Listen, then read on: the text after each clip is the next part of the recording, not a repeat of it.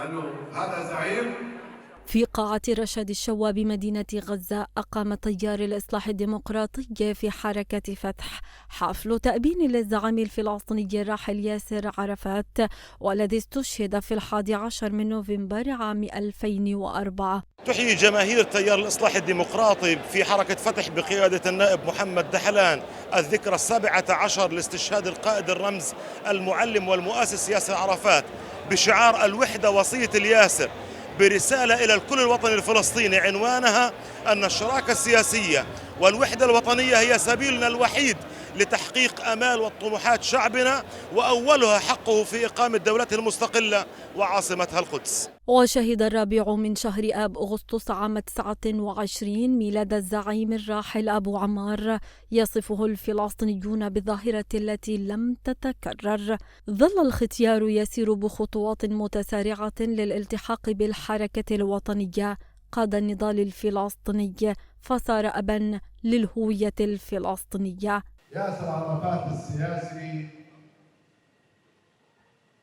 استطاع أن يقود سفينة العمل الوطني على مدار أكثر من 5 عقود، يسير بين حقول الغام، يحرص دائما ألا تنفجر وتعطل المسيرة.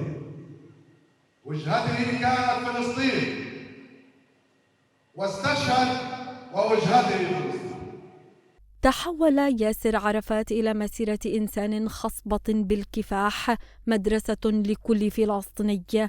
ترك إرثا وراءه جمع في متحف يجسد أدق تفاصيل حياته التي عاشها وحوصر فيها في مقر المقاطعة بمدينة رام الله. كوفية وبدلة عسكرية كانت كفيلة بتعريف هذا القائد الذي دفع ثمن حياته في سبيل أعدل قضية يعيشها شعبه. تخليدا لذكراه الباقية فينا ما حيينا.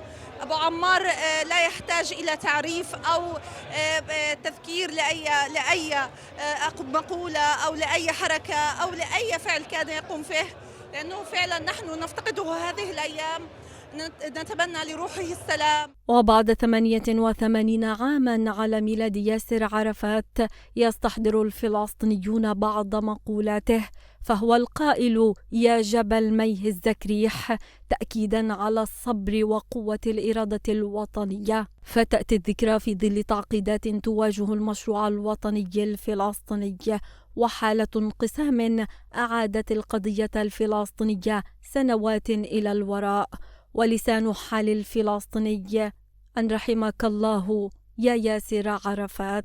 هذا القائد الرمز الذي ولن تغيب شمسه عنا أبدا، وإنما هو في قلوبنا وعلى رؤوسنا وفي جوارحنا، وسنبقى على عهده.